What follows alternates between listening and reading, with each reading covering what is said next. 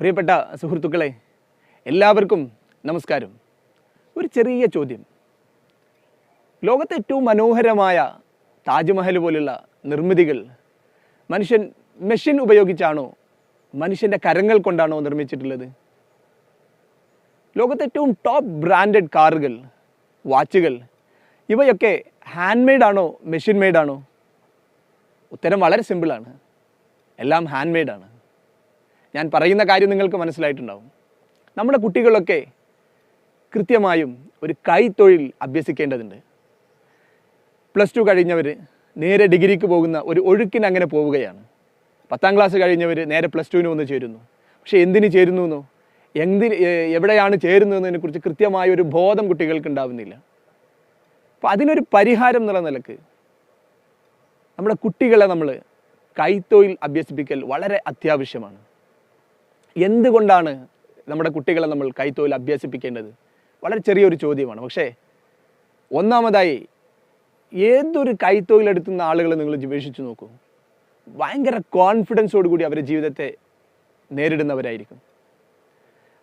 അവരറിയുന്ന തൊഴിലല്ലാത്ത മറ്റു തൊഴിലുകളും അവരൊന്ന് ശ്രമിച്ചു നോക്കാൻ, പ്രത്യേകിച്ച് ഈ കൈത്തൊഴിൽ ചെയ്യുന്ന പ്ലംബർമാരായാലും ആശാരിമാരായാലും. ഒരു പ്ലംബറാണെങ്കിൽ കുറച്ച് ഇലക്ട്രിക്കൽ വർക്കൊന്ന് ട്രൈ ചെയ്ത് നോക്കും. ഒരു ആശാരിയാണെങ്കിൽ ഒരു പെയിൻറ്റിങ് വർക്കൊന്ന് ചിലപ്പോൾ ട്രൈ ചെയ്ത് നോക്കും. മറ്റ് വർക്കിനോടും ജീവിതത്തോട് തന്നെ വളരെ പോസിറ്റീവായിട്ടുള്ള സമീപനം എപ്പോഴും ഈ കൈത്തൊഴിൽ ചെയ്യുന്ന ആളുകൾക്ക് നമ്മൾ കണ്ടുവരാറുണ്ട്. രണ്ടാമതായി, ഞാൻ എപ്പോഴും എൻ്റെ കുട്ടികളോട് പറയുന്ന ഒരു കാര്യം, കൈത്തൊഴിൽ അറിയുന്ന ആളുകൾ ഒരിക്കലും പട്ടിണി കിടക്കില്ല. ജീവിതത്തിൽ ഒരിക്കലും പട്ടിണി കിടക്കാതെ ദിവസവും 1000 1500 ഏൺ ചെയ്യാനുള്ള ഒരു കോൺഫിഡൻസ് ഈ കൈത്തൊഴിൽ ചെയ്യുന്ന ആളുകൾക്കുണ്ടാവും. എന്തെങ്കിലും ഒരു കൈത്തൊഴിൽ അറിയുമെങ്കിൽ ജീവിതത്തിൽ പട്ടിണി കിടക്കാതെ മറ്റുള്ളവരുടെ മുമ്പിൽ കൈ നീട്ടാതെ നമുക്ക് ജീവിക്കാൻ പറ്റും. മൂന്നാമതായി, അവനവൻ്റെ വീട്ടിലുള്ള കാര്യങ്ങൾ, പ്ലംബിംഗ് ആണെങ്കിലും വയറിംഗ് ആണെങ്കിലും ആശാരിപ്പണിയാണെങ്കിലും അങ്ങനെ എന്ത് തരത്തിലുള്ള ജോലികളാണെങ്കിലും അവനവന് തന്നെ ഒന്ന് ശ്രമിച്ചു നോക്കാൻ ഈ കൈത്തൊഴിൽ നമുക്ക് സഹായകമാകും. പ്രിയപ്പെട്ട രക്ഷിതാക്കളെ, നമ്മളെ കുട്ടികളെ നമ്മളിങ്ങനെ ഒഴുക്കിനിങ്ങനെ പറഞ്ഞയക്കുന്നതിന് പകരം കുട്ടികളെ കൈത്തൊഴിൽ കൂടി പഠിപ്പിക്കുക. ഡിഗ്രിക്ക് എന്ത് ഡിഗ്രിയാണെന്ന് ചോദിച്ചാൽ അവർ ഡിഗ്രിക്ക് പോകുമ്പോൾ കൂടെ ഒരു കൈത്തൊഴിലിനുള്ള അവസരം കൂടി കുട്ടികൾക്ക് കൊടുക്കുക.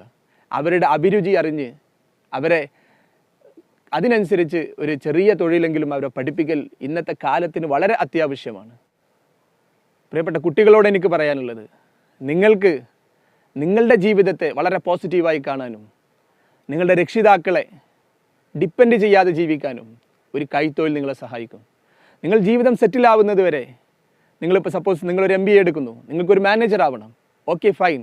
പക്ഷെ മാനേജർ ആവുന്നത് വരെ നിങ്ങളുടെ ആരെയും ആശ്രയിക്കാതെ നിങ്ങൾക്ക് തന്നെ നിങ്ങളുടെ ജീവിതം കെട്ടിപ്പടുക്കാൻ ഈ കൈത്തൊഴിൽ നിങ്ങൾക്ക് സഹായകമാവും. അതുകൊണ്ട് ജീവിതത്തെ വളരെ പോസിറ്റീവായി കാണാനും ജീവിതത്തെ വളരെ ധൈര്യപൂർവ്വം നേരിടാനും വളരെ ആത്മാഭിമാനത്തോടു കൂടി ഈ ഭൂമിയിൽ ജീവിക്കാനും ഒരു കൈത്തൊഴിൽ നമ്മെ സഹായിക്കും.